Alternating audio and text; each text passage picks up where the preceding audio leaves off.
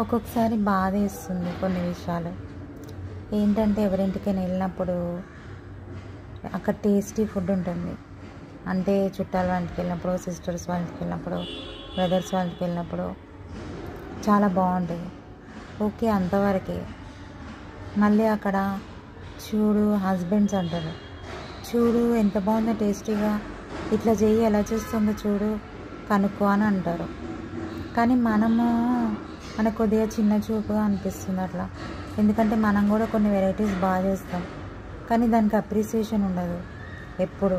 నాకైతే అనిపిస్తుంది కొంతమంది అప్రిషియేట్ చేయరు. ఎవరింటికి వెళ్ళినప్పుడు బాగున్నప్పుడు వాళ్ళని అప్రిషియేట్ చేస్తారు, కానీ ఇంట్లో వాళ్ళని అప్రిషియేట్ చేయరు ఎప్పుడు. బాగున్నప్పుడు అంటారు, మళ్ళీ బాగున్నప్పుడు బాగుంటుంది కదా, మళ్ళీ బాగోలేనప్పుడు బాగాలేదు అనగానే అది కూడా తీసుకోవాలి అని, అంతేగాని అడ్జస్ట్ గారు. వీళ్ళైతే ఎప్పుడు ఇదే కూరనా, ఇది ఎప్పుడు ఏదో ఒక వంక ఉంటుంది, కానీ వైఫ్స్ని బాధ పెడుతూ ఉంటారు ఇంట్లో. అలా ఎప్పుడు చేయకూడదు. అడ్జస్ట్ అవ్వాలి, తినాలి. ఎవరు పర్ఫెక్ట్ కాదు కదా, అర్థం చేసుకోవాలి.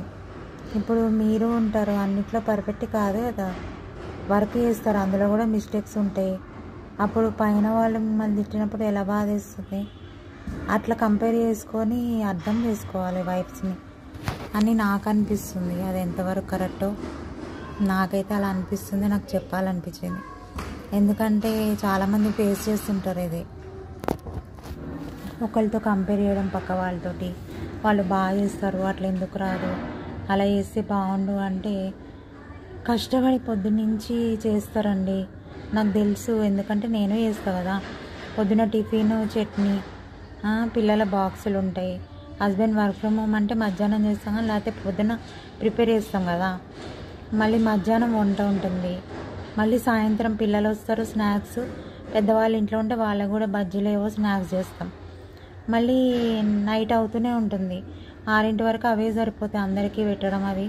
మళ్ళీ నైట్ డిన్నర్ ప్రిపరేషను, టిఫిన్ అంటే టిఫిన్ పెద్దవాళ్ళకి, మళ్ళీ వంట, పిల్లలకి ఏం కావాలి, వీళ్ళకి ఏం కావాలి, అన్ని వెరైటీస్.